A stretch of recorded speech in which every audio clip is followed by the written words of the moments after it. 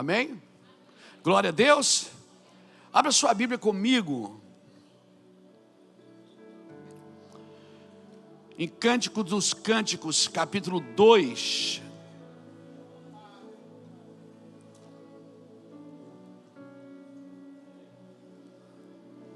Pegou? Cântico dos Cânticos, capítulo 2, e o versículo de número 10.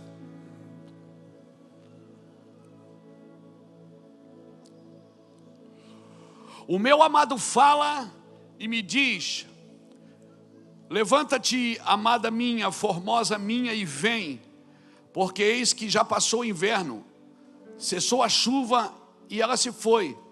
Aparecem as flores na terra, chegou o tempo de cantar as aves, e a voz da rola ouve-se em nossa terra. A figueira começou a dar os seus figos, e as vides em flor exalam o seu aroma. Levanta-te, amada minha, formosa minha, e vem. Pomba minha que anda pelas fendas das penhas, no oculto das ladeiras, mostra-me o teu rosto e faz-me ouvir a tua voz, porque a tua voz é doce e o teu rosto é amável.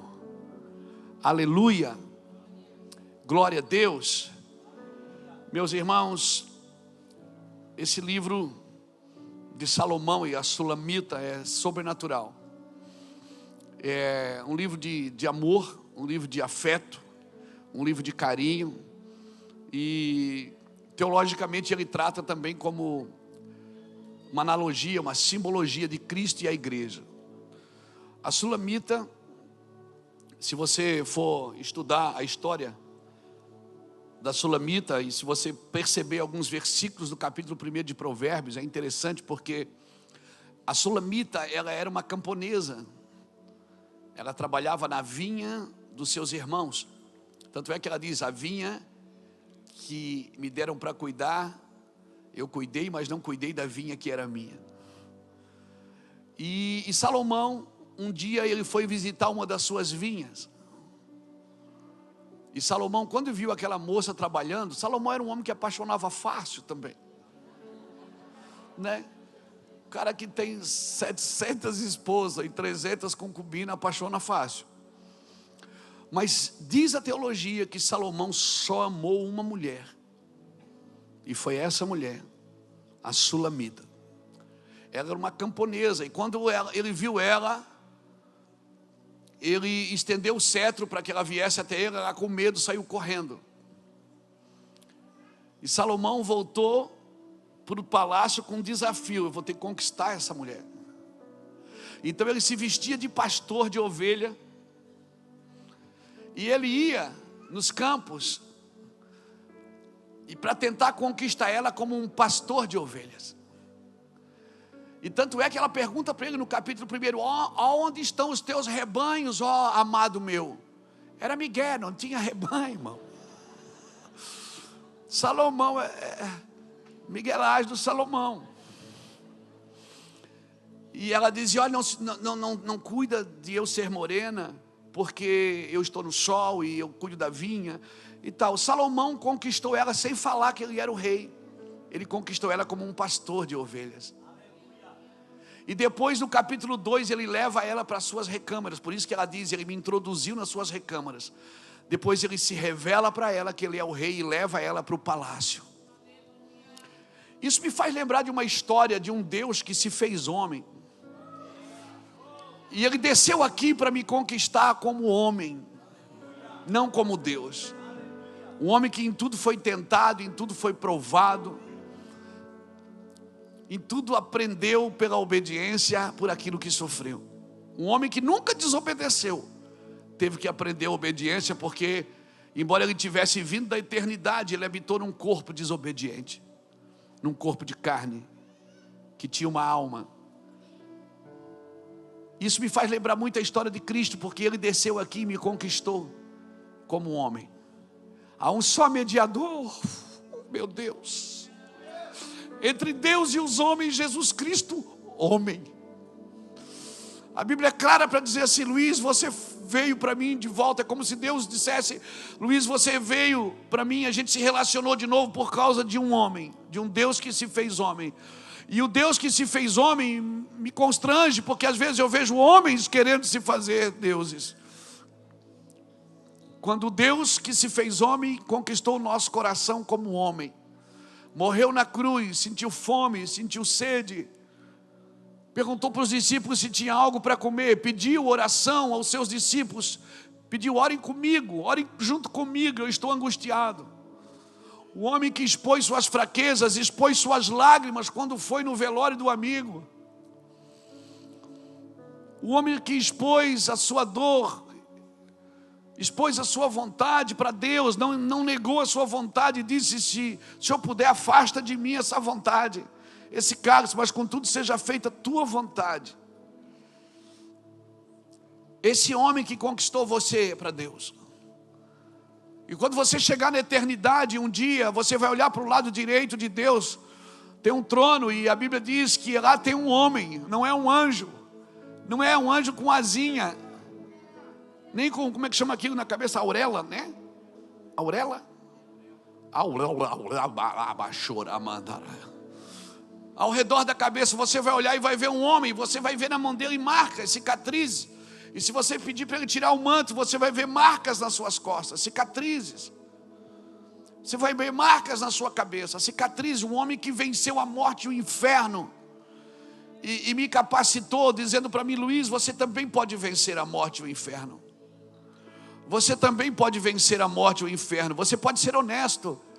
Você pode ser legal. Você pode ser generoso. Você pode ser bondoso, porque agora você tem um modelo.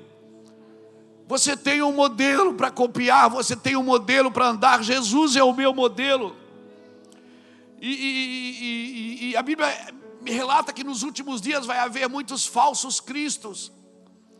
E é interessante, né? Você fala do falso Cristo assim. O original e a imitação são coisas diferentes. Você lembra quando saiu o Kinder Ovo? Lembra? Lembra do Kinder Ovo? Quem lembra do Kinder Ovo? Há 30 anos atrás, não foi? 25 a 30 anos atrás tinha o Kinder Ovo. Quem lembra? Meu Deus, que chocolate gostoso. Ainda tem, né? Tinha a surpresinha dentro. Ainda tem. Essa semana ainda montei a surpresinha de um Kinder Ovo, de uma das netas, ou era de quem é aquele? Era teu mesmo, amor? Você gosta de Kinder Ovo, né, amor? Então, quando você viu o Kinder Ovo, há 30 anos atrás, 25 anos atrás, a fama desse Kinder Ovo era tão grande. Irmão, isso vendia tanto, mas com o sucesso do original começou a aparecer imitações. Né? Porque tudo que é original sempre vai ter imitações, irmãos. E o pior, a imitação vendia por causa de quê? Por dois motivos. Primeiro, porque era mais barato. E segundo, porque o original não dava conta de fazer para vender. Era tanta venda que o original não dava conta de fazer para vender. Aí saiu muitas imitações assim que lançaram. E a imitação era mais barata, não tinha aquele chocolate, ele não grudava no céu da boca. Porque o Kinder Ovo, ele gruda no céu da boca. Você tem que fazer assim. Ele gruda, irmão. A imitação não grudava, você já viu? Não, a imitação. Agora hoje eu te pergunto, ainda tem imitação? Não, não tem imitação. Porque a imitação não tem durabilidade. A imitação não continua. Por isso fica firme num cristianismo honesto, num cristianismo sério, num cristianismo de verdade. Porque toda imitação cairá por terra, irmão. Ela pode ser mais barata, ela pode ser mais atrativa, ela pode ter mais brilho, mas ela é falsa. E se não está mudando a minha vida, é um evangelho falso, é um evangelho fraco, é um evangelho criado para enriquecer pessoas, sem mudar a vida delas. Mas fique tranquilo, não se mova, porque a imitação não tem durabilidade. A imitação não tem durabilidade. O que é honesto, o que é sério, O que é de verdade permanece. Por isso que a Bíblia diz que aquele que faz a vontade de Deus, ele permanece para sempre. Porque esses são homens e mulheres de verdade. Os que fazem a vontade de Deus permanecem. Tudo que é verdadeiro permanece para sempre. O falso tem os dias contados, Jackson. Então sempre que cria um produto verdadeiro, logo cria um falso, para abastecer a demanda. Evangelho não é para abastecer a demanda, irmão, é para transformar a vida das pessoas, para mudar as nossas vidas. Por isso não largue. Não largue. Se a sua mente está sendo ofendida com a palavra, dê glória a Deus, porque só assim Deus está renovando a sua mente. Se você está sendo ferido pela espada do Evangelho, não largue, porque certamente você vai se transformar num homem e numa mulher invencível. Invencível. Cutuca alguém que está do seu lado e diz assim: não desista fácil daquilo que é verdadeiro, daquilo que é honesto. Diga para ele: sofra agora, se precisar sofre agora, mas permaneça para sempre naquilo que você acredita. Alguém está me entendendo aqui? Faz sentido isso para você, meu irmão? 500 pessoas mais ou menos assistiram Jesus subindo aos céus e viram e ouviram Jesus dizendo: fiquem na cidade, busquem até que do alto vocês sejam revestidos de poder. Eles tinham a Torá na mão, sobre o livro de Joel, dizendo: eu derramarei do meu espírito, eu vou derramar do meu espírito sobre toda a carne. Fiquem na cidade. 500 pessoas ouviram isso. Irmão, parece que da subida de Jesus ao Pentecostes foi 12 dias. Mas só 120 foram cheios. Cadê os 380?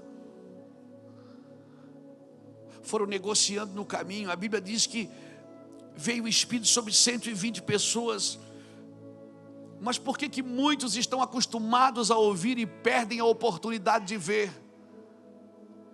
Irmãos, muitos estão na igreja por muitos anos, já ouviram tantas verdades, mas perdem a oportunidade de ver. Porque quando acontece, assusta. Quando acontece aquilo que Deus fala com a gente, assusta, não assusta, Charles? Assusta. Quando Deus diz: eu estou com você todo dia para te guardar, eu guardo a tua vida, guardo os teus filhos, guardo a tua casa, você diz: amém, Deus, amém, até que aconteça. Quando acontece algo com você, daí você diz: uau, é verdade o que Deus disse. É verdade o que Deus disse, eu te guardo. Não desista fácil, meu amigo. Aí quando aconteceu, o Espírito foi derramado, alguém apontou e disse: eles estão embriagados, eles estão bêbados. Aí Pedro disse: eia, tem ninguém bêbado aqui não. 9 horas da manhã, gente. Isso foi o que falou o profeta Joel, que derramaria do seu espírito sobre toda a carne. Nós só estamos experimentando o que Deus falou que nós experimentaríamos. O problema é esse, que quando a gente ora por uma coisa, quando acontece, a gente diz: meu Deus, não acredito. Orou a vida inteira por aquilo, pediu aquilo, quando bateu na porta ele diz: meu Deus, eu não acredito que aconteceu comigo. Você pediu. Esse é o problema. É que quando o diabo não consegue roubar a promessa, ele tira a alegria da vitória. E aí você deixa de ser celebrativo. Você deixa de celebrar, de contemplar. Quando o diabo não consegue parar você naquilo que você foi chamado por Deus para fazer e para viver, aí quando bate na sua porta você não se alegra. Orou a vida inteira para comprar a casa, comprou, disse: comprei, amém. Aí tem um outro problema. É porque você está esperando alguma coisa acontecer para ser feliz. Aí você diz: quando aquilo vier eu vou ser feliz, quando eu ganhar aquilo eu vou ser feliz. Não vai, irmão. Não vai. Nada nessa terra pode satisfazer você. porque você não é daqui. Não tem nada, vai chegar uma hora que você não vai parar mais para contabilizar. Vai chegar uma hora que você vai ter para dar e você não vai nem mais fazer conta. Que isso, pastor? Isso só vem mostrar que você está livre, desprendido. Nada nessa terra pode satisfazer você. Acabei de perguntar como era o nome mesmo do seu bisavô. Como era o nome do avô do seu bisavô. Você não sabe. Por quê? Porque o tempo passa, irmãos. O que vai marcar na sua vida é o selo que você deixou na vida das pessoas e naquilo que Deus disse para você. O que vai marcar você, que vai impressionar, é aquilo que Deus disse e você obedeceu. Então nós estamos vivendo num tempo que nós precisamos discernir o momento, o tempo do cumprimento. Nós precisamos entender quando acontece o que estamos esperando. Não é mais tempo de promessa. Tem gente que ainda trata o Espírito Santo como uma promessa. O Espírito Santo não é mais uma promessa, ele é uma realidade. Ele já está aqui agora. Você pode vê-lo e cheirá-lo. Você pode senti-lo. Como? Se renda. Você está esperando um toque, um choque. Quer ganhar um choque? Põe a mão numa tomada. Tem um fio desencapado aí, não tem?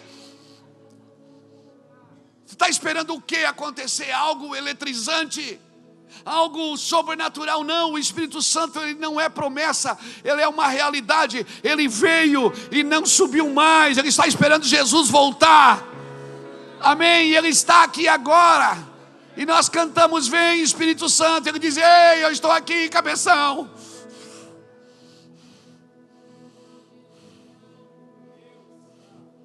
Mas nós estamos ocupados e distraídos. Ele já está aqui, então vamos deixar de ser redundantes. Não vamos pedir coisas que nós já temos. Senhor, abençoa a minha vida. Deus diz: não, você não está me pedindo isso. Como é que é? Abençoa o quê? Eu morri por você, você não tinha nem nascido ainda. Eu orei por você, eu disse: Pai, salva aqueles que ainda por causa desses se converterão a mim. Você nem era ninguém ainda, eu já tinha morrido por você. E você nasceu, já me aceitou, se entregou para mim, vive uma vida abençoada e está pedindo para me abençoar.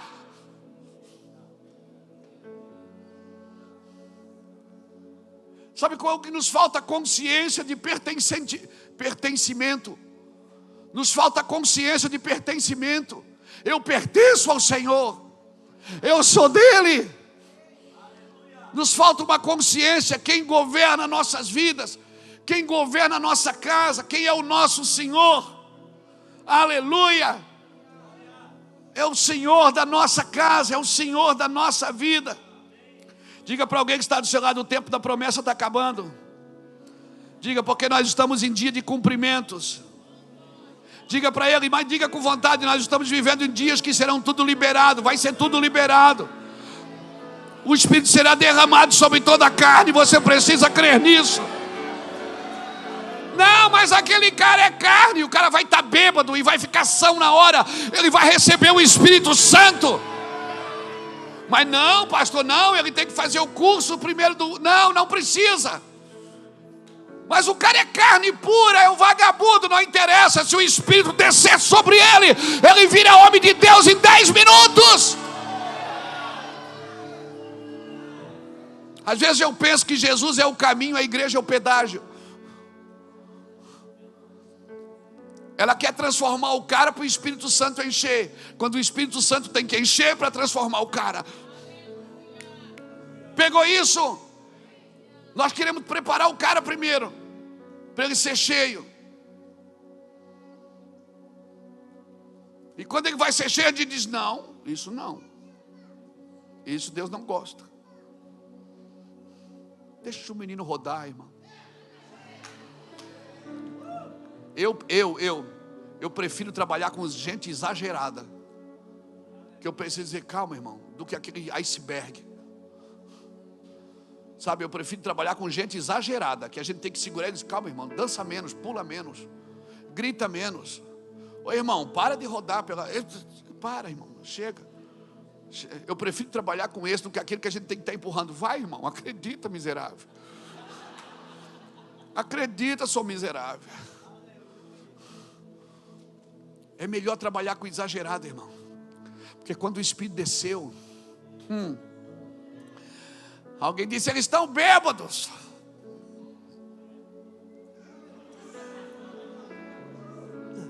Eles estão embriagados.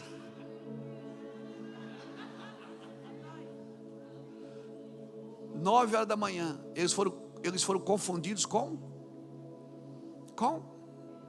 pessoas embriagadas, bêbadas, fora de si.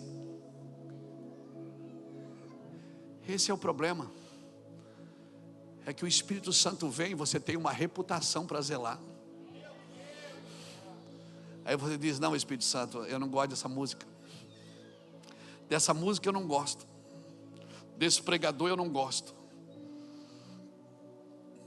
Dessa igreja eu não gosto. Meu irmão, quando nós recebemos o Espírito como é devido, como ele vem, ninguém segura mais, irmão. Ninguém segura. Só um avivamento pode transformar essa nação. Está esperando o que de Brasília? Está esperando o quê? Está esperando o próximo presidente? Está esperando o próximo governador, o próximo prefeito? Eu vou te falar, só um avivamento pode mudar. O que nós podemos fazer em cargos de autoridade é melhorar alguma coisa. Mas transformação social, transformação emocional, transformação psicológica, transformação de vida, só um avivamento é que pode fazer isso, irmãos. Nós não estamos em dias de promessas, mas em dias de cumprimento. Eu quero crer que nós estamos no agora de Deus. Coisa que você esperou por 10 anos vai acontecer em 10 dias. Eu não sou pregador motivacional, que fique bem claro. Você não está aqui para ser motivado por Luiz Hermínio e nem para receber massagem no ego. Não, eu estou falando aquilo que está no meu coração. Eu quero declarar que nós estamos em dia de cumprimento, no agora de Deus. Estamos vivendo no hoje de Deus, no seu Kairós. E foi isso que ele falou, que Salomão estava falando, cantando para a Sulamita, que simbolicamente nós trazemos para a igreja. Noiva minha, pomba minha. Vê, já passou o inverno. Bota o texto ali de novo, bota. Cântico dos Cânticos, capítulo 2, versículo 10, para todo mundo ler. Fala aí, me diz, levanta-te, querida minha, formosa minha, e vem. Porque eis que passou o inverno. Sabe o que ele está dizendo? Mudou a estação e você não mudou de roupa ainda. Você ainda está na religião. Você ainda tem que ser do seu jeito, do jeito que você aprendeu. Você não se comunica com o novo. Por quê? Porque foge do seu controle.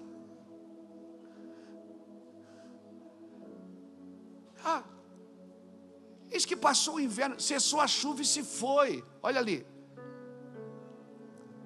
Cadê? Aparecem as flores na terra. Mudou ou não mudou a estação? Chegou o tempo de cantarem. As aves e as vozes das rolas ouvem-se em nossa terra. Está dizendo, os passarinhos estão cantando. Tudo está mudando e você está lá ainda.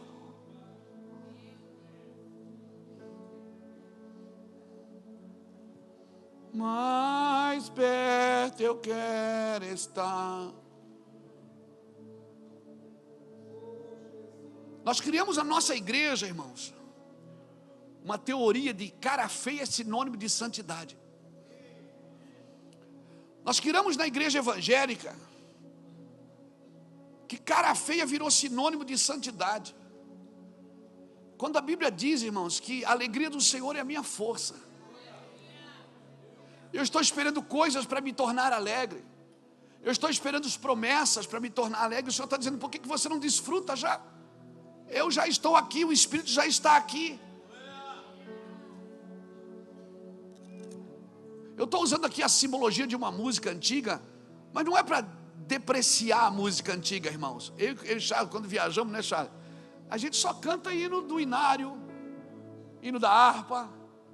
Nós viajamos o Brasil e o mundo pregando Por quê? Porque eu gosto. Sabe? Mas entenda, se abra para o novo. Quando eu estou falando, quem bebe o novo diz que o velho é melhor, eu sei disso. Mas se abra para um vinho novo, irmãos. Já passou o inverno, o tempo de cantar chegou. Ouve-se as vozes das rolas, as flores estão nascendo, a figueira já deu os seus figos. O Senhor está dizendo que está tudo pronto, e você orando por promessa ainda. O problema é esse, é que a gente acha que a promessa é individual, quando a promessa é coletiva. Então, enquanto não acontecer comigo, eu não tenho direito de celebrar pelo outro. Talvez não aconteceu consigo, mas já aconteceu com alguém. Celebre a vida de alguém até bater na sua porta. Se você ainda não deu o seu fruto, celebre quem já está dando. Porque o seu fruto vai chegar, a estação vai mudar na sua vida também. Vai mudar na sua casa também. Amém? Celebre, irmãos. Celebre. Não deu ainda. Eu me lembro quando eu saía para ministrar com homens pregadores do evangelho. Quantas viagens eu fiz com o pastor Irineu Gruber. Ele era um cara conhecido no Brasil, eu não. Eu ficava no material vendendo os livros para ele. Livro não, ele não tinha livro, era CD, DVD e fita cassete. Vocês não sabem o que é fita cassete, coisa boa. Quantas viagens eu fiz vendendo os materiais dele. Ele dizia, ô pastor Luiz, não precisa, fica lá comigo no altar. Eu digo, não, eu vim para aprender, eu quero aprender. Como é que você faz? Aí eu vi os vídeos dele. Aí eu disse, quem é que faz esses vídeos para você? Ele disse, por que você não liga para ele para ele fazer os seus? Eu digo, boa ideia. Você entende? Enquanto você não deu o seu fruto, celebre quem já está dando, irmão. Não chegou na sua mesa ainda, celebra na mesa que já tem. O inverno já passou, o tempo de cantar chegou. Olha ali, cadê o texto? A figueira começou a dar os seus figos, e as vides em flor exalam o seu aroma. Levanta-te, querida minha, formosa minha, e vem. Olha o 14, isso aqui é demais. Pomba minha, que anda pelas fendas dos penhascos, ou pelas fendas das ladeiras, né? No esconderijo das rochas, escapadas, mostra-me o teu rosto, faz-me ouvir a tua voz, porque a tua voz é doce e o teu rosto é amável. Noiva minha, pomba minha, tu que anda pelas fendas das penhas, no oculto das ladeiras, mostra-me a tua face. Quem é que está falando isso? É o noivo. O noivo está dizendo para a noiva o quê? Você está escondida nos domingos à noite, dentro do seu templo, fechada. Por que você não vai para a rua? Por que você não me mostra a tua face? Você quer me ver? Irmão, teve um homem na Bíblia que pediu para ver Deus. Lembra dele? Como é o nome dele? Moisés. Ele pediu para ver Deus. Deus disse o que para ele? Eu vou te colocar na fenda da penha, e eu vou passar, e tu vai ver o que? As minhas costas. Quando um homem pediu para ver o Senhor disse o que? Eu vou passar e você vai ver o que? As minhas costas. Deus colocou Moisés ali. Depois você lê Êxodo do 31 ao 34, do capítulo 31 ao 34, você vai entender. Deus colocou Moisés ali na fenda, ele ficou ali olhando, e Deus passou, e ele viu as costas de Deus. Eu nunca entendi como Moisés escreveu o livro de Gênesis. Por quê? Porque ele não estava ali. Ele nasceu em Êxodo capítulo 2. Mas ele escreveu Gênesis, dando detalhes, dando número detalhadamente, dando idade de pessoas. Eu quero crer que quando Deus passou, ele viu as costas de Deus. Porque Deus disse, você vai ver as minhas costas. Ou seja, você vai ver o que eu fiz dali para trás, não daqui para frente. Agora, você está me entendendo? Você pegou isso no seu espírito? Me entenda com o seu espírito, não com a sua alma. Porque a sua alma vai dizer assim, não está escrito.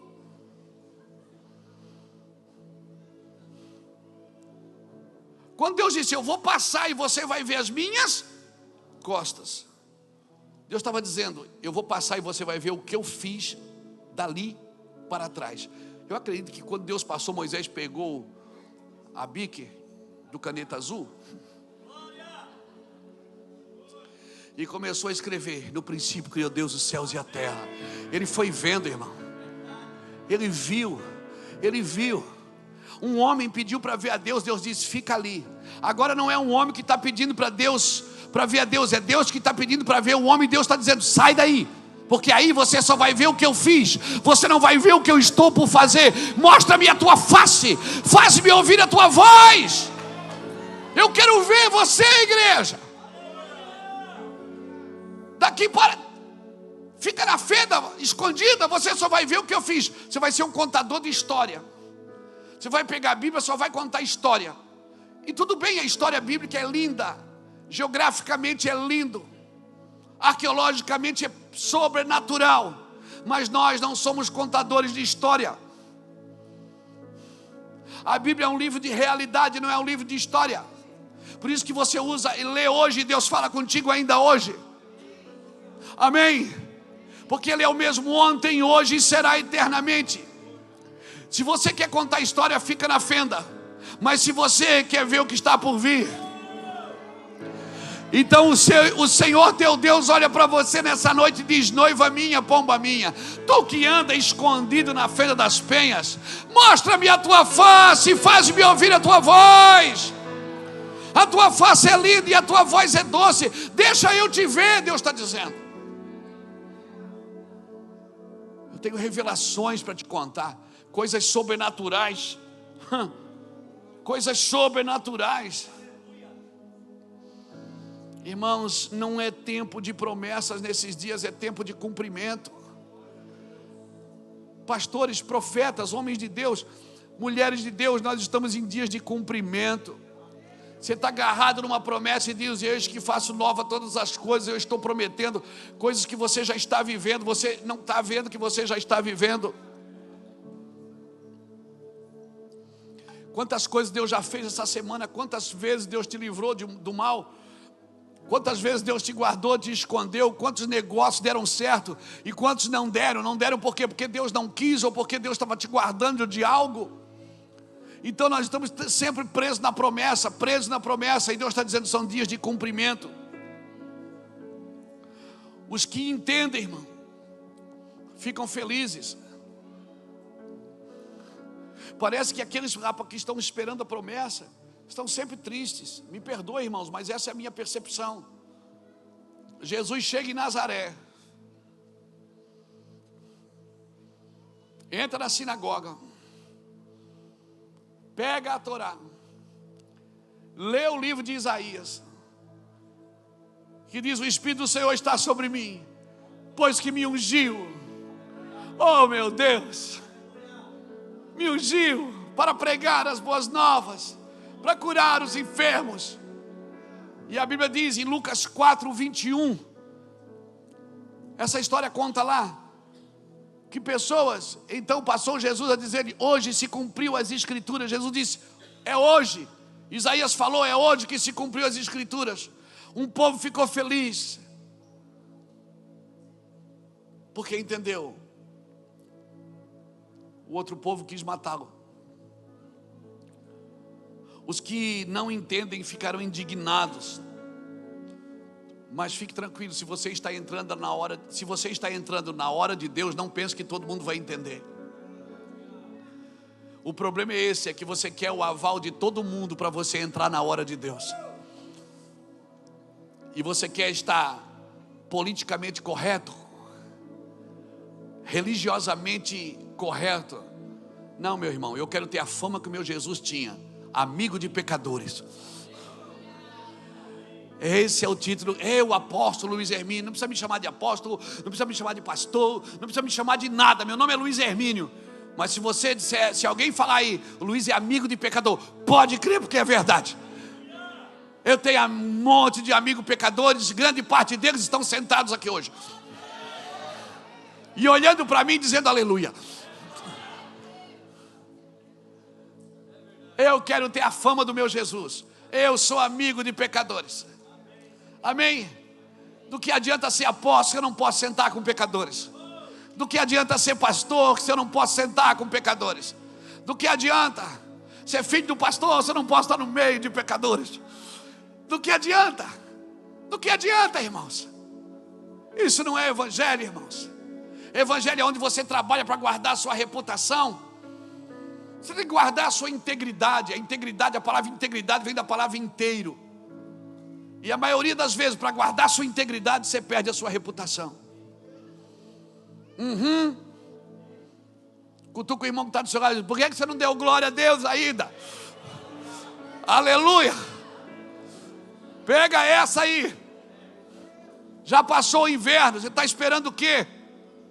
Já cessaram a chuva, graças a Deus que cessou. O tempo de cantar chegou, ouve-se as vozes das rolas do campo, as figueiras estão dando seus figos, e você ainda está escondido nas fendas das penhas. Meu Deus, sai daí! Vem ver o que Deus quer mostrar para você nos próximos dias. Acorda, Brasil! Sai desse cenário e entra no cenário celestial. Aleluia!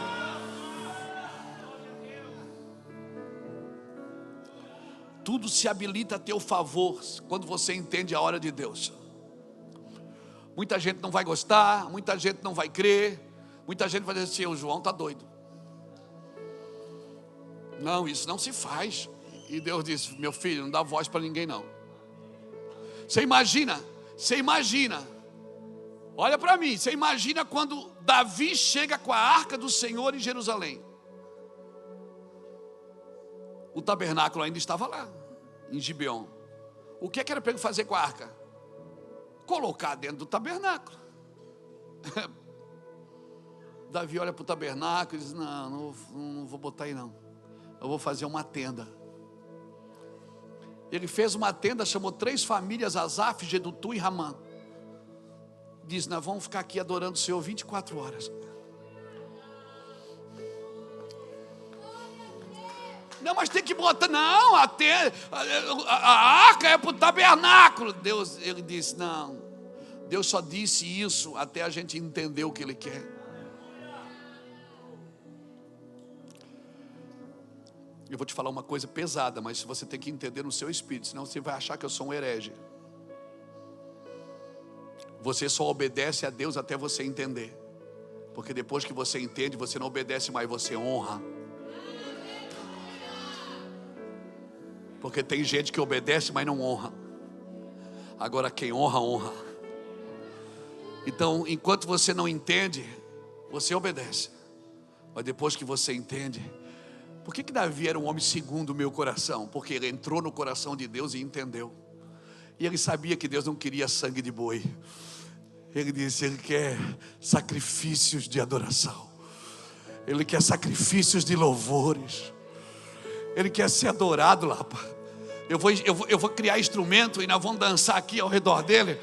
E nós não vamos mais derramar sangue de boi não, nem sangue de cordeiro. Porque nós vamos adorar 24 horas. Você separou 3 famílias, Asaf, Gedutu e Amã. E por 24 horas, aonde você estivesse em Jerusalém, você ouvia os cantores: porque Ele é bom e a sua misericórdia dura para sempre. Porque Ele é bom e a sua misericórdia dura para sempre. Você não via os músicos, você não via os cantores, mas você ouvia para quem eles cantavam.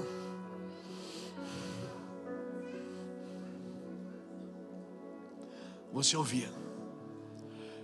Então me entenda com o seu espírito. Você só obedece a Deus até você entender.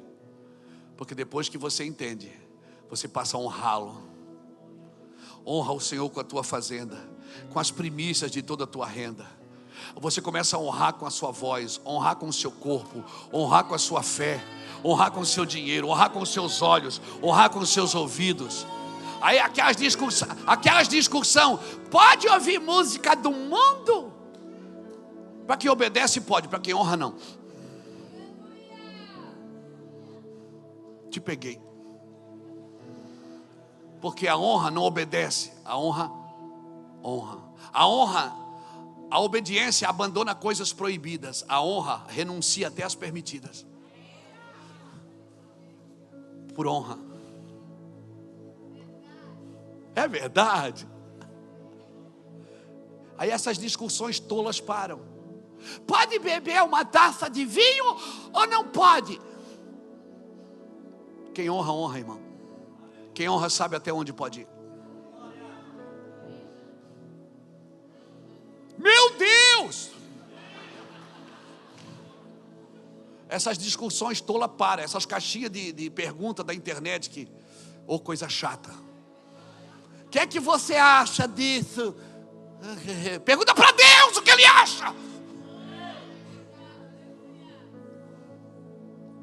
Pergunta para Ele o que Ele acha. Porque se você quer uma legalidade para pecar, na Bíblia você acha. Mas não convém. Por isso que tem gente que usa a Bíblia para pecar. Por isso que tem gente que usa a Bíblia para casar 2 homens, 2 mulheres. Tem gente que vai usar a Bíblia para fazer aborto.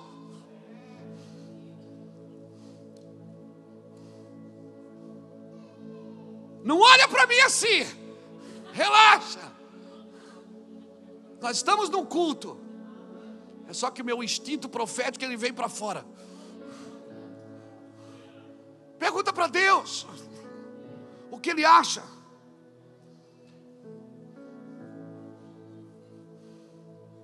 Tem gente que pode beber uma taça de vinho. Tem gente que nem um licor, nem um chocolate com licor dentro deveria. Por quê? Porque já perdeu a vida, já perdeu família, já destruiu lares por conta disso. Então para você é pecado, amigão.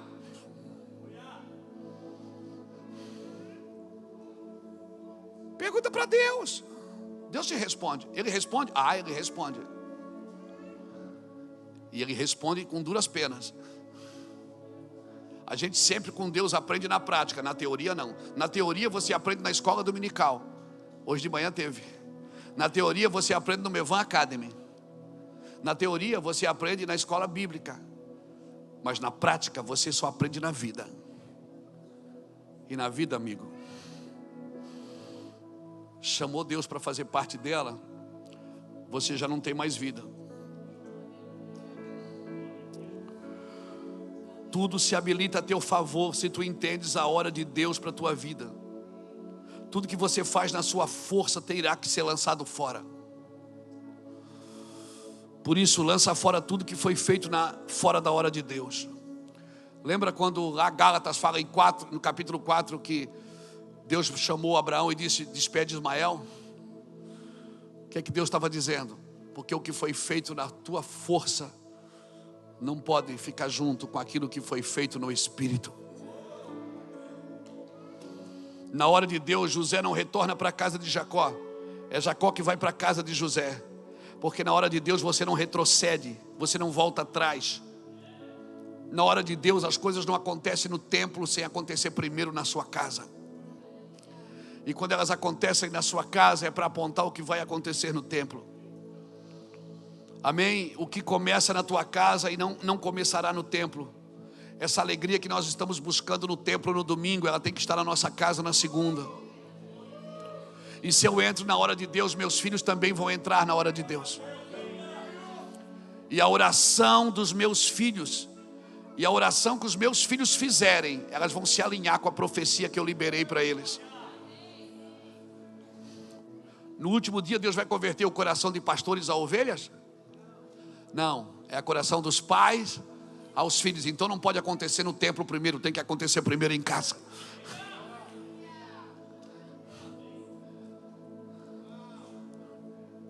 Ele não vai converter o coração de pastores e ovelhas, ele vai converter o coração de pais e filhos.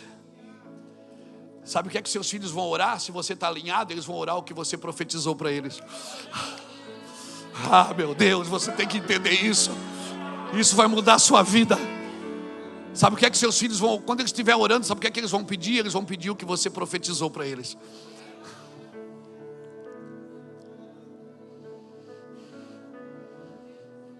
Se você entra na hora de Deus, seus filhos vão querer o que você profetizou para eles. Eles pedirão conforme o seu propósito. E aí você vai poder matar o peito e dizer: eu e a minha igreja serviremos ao Senhor. É eu. Sou do meu amado. Eu sou do meu amado. Eu sou do meu amado. E Ele é meu.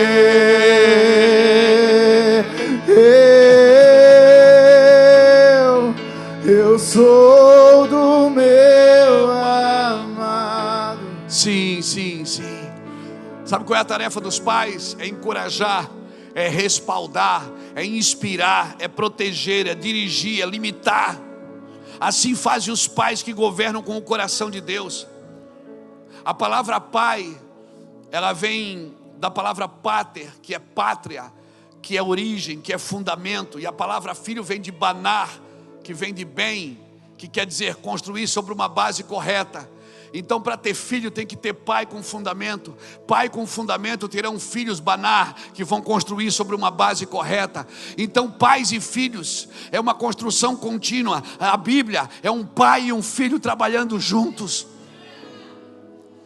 A Bíblia é um pai e um filho trabalhando juntos. A palavra pai, eu vou dizer de novo, ela vem da palavra pater, que quer dizer pátria, que quer dizer origem, que quer dizer fundamento correto. Pai não é cobertura, é fundamento. Por isso Mateus 23:9, o Senhor diz: a ninguém chameis de pai. Ou seja, ninguém é outro fundamento. O teu fundamento sou eu. Você pode chamar o Luiz Hermínio e dizer: ô paizão, tudo bem pastorzão, beleza paizão, ok, mas fundamento é Ele. Ele é o meu fundamento. Pais e filhos são fundamentos e construção. Então nos últimos dias nós teremos pai fundamentando e filhos construindo. A educação quem dá são os pais, não é o governo. Manda o governo asfaltar a rua. Não terceirize a educação dos seus filhos aos professores. Não terceirize as escolas. Eu sou do tempo que as mães vinham na igreja agradecer a Deus porque o filho tinha entrado na faculdade. Hoje as mães vêm fazer campanha de oração para os filhos não desviar na faculdade. Mas pode enviar eles para a faculdade, porque se eles têm fundamentos.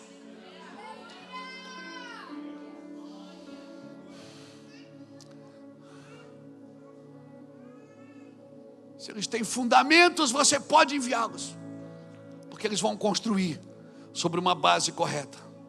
Deus vai converter o coração de quem? Dos pais aos filhos e dos filhos aos pais. Quem vai converter primeiro, os pais ou os filhos? É os pais que tem que converter primeiro, não é os filhos. Amém? É arco e flecha, meu filho. Os filhos são flechas na mão do valente, mas o arco é você que é pai. Amém? Nenhuma flecha consegue ser lançada sem arco. Você não lança flecha sem arco. Por isso que é os pais que lançam os filhos, que dão destino aos filhos. A flecha acerta o alvo, mas quem fica na mão do arqueiro é o arco. Pegou isso? No seu espírito? Então Deus vai levantar filhos, mas eles também precisam de pais que lancem esses filhos. Nenhum arqueiro lança flecha sem o seu arco.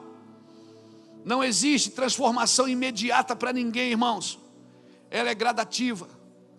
É como a vereda do justo, que é como a luz da aurora, ela vai brilhando, brilhando até ser dia perfeito. E não adianta. Pastores, meus irmãos queridos, não se esconde uma cidade que foi construída no monte. Pastora Josi, se ela está sendo construída no monte, fique tranquila, ela vai aparecer. Todos a verão. Não se pode esconder. O meu trabalho é construir um monte. Não é no monte de areia, não. Porque monte de areia também é monte. É na rocha. Você fique tranquilo. Não se preocupe em mostrar a casa. Ela vai aparecer. Se preocupe se o fundamento está correto. Se o fundamento está correto, na hora de aparecer, vai aparecer. Amém, Domingos? Amém? Vai aparecer ou não vai? Amém, Samuel? Amém? Amém, Gabriel? Vai ou não vai aparecer? Vai! Se fizer do jeito de Deus, vai aparecer. Ninguém pode esconder uma cidade lá, porque ela está sendo construída no monte. Nós estávamos aqui quietinho no São Vicente, no Vassourão, né? Tomando caldo de cana, comendo cachorro quente, pegando bicho de pé. Nós estávamos aqui quietinhos, a gente não pensou em nada disso. Nós só queríamos fazer o culto de domingo, o culto de quarta, do corredor de fogo. Nós só queríamos pagar o aluguel da igreja e manter a casa de recuperação. Nós não imaginávamos tudo isso, irmãos. Mas a casa, quando ela é feita sobre o monte, ela vai aparecer. O mundo vai ver, o Brasil vai ver, as nações vão ver, e todos virão aqui para ver, irmãos. Por quê? Porque é Deus quem faz, não somos nós. Você não precisa se esforçar para mostrar aquilo que Deus mostrará. Fique tranquilo. Não precisa se exibir, é só se manifestar. Descanse seu coração.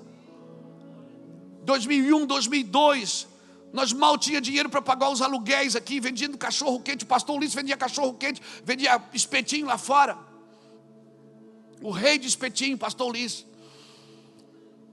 E quantas visões a gente teve, quantas visões eu tive entrando, chegando de carro, e Deus dizendo: eu vou trazer o Brasil aqui. Nós tínhamos um vaso sanitário. Um vaso sanitário com quase 1000 pessoas congregando. E eu ficava imaginando, nós precisamos construir, mas se construísse tinha que mandar alguém embora, porque não tinha o salário para pagar. No tempo de Deus, irmãos, você não pesca, é o peixe que pula dentro da rede. No tempo de Deus, irmãos, você não pesca. Deus diz: volta lá e lança a tua rede. Então eu tenho convicção, nós temos convicção que isso aqui foi Deus quem fez, não foi nós. Nosso trabalho é saber se tem fundamento. Tem fundamento, então tenha. Tem fundamento, cobertura terá, meu irmão. Fique tranquilo. Não se esconde uma cidade construída sobre o monte. Se está sendo construída sobre o monte, vai aparecer. Diga comigo: princípios importantes geram realidades práticas. Então todo princípio importante que você vive, que você pratica, vai gerar uma realidade prática na sua vida. Aquilo vai ser uma vida prática. Então eu declaro, irmãos, a paternidade, ela nunca foi objetivo de trazer pressão de cima para baixo. Sempre foi um objetivo de trazer impulso, de baixo para cima, de lançar as pessoas. Então eu declaro: o futuro da igreja, o futuro das nações, o futuro do Brasil está na mão dos pais que estão gerando filhos, pais de fundamentos. Amém, amém.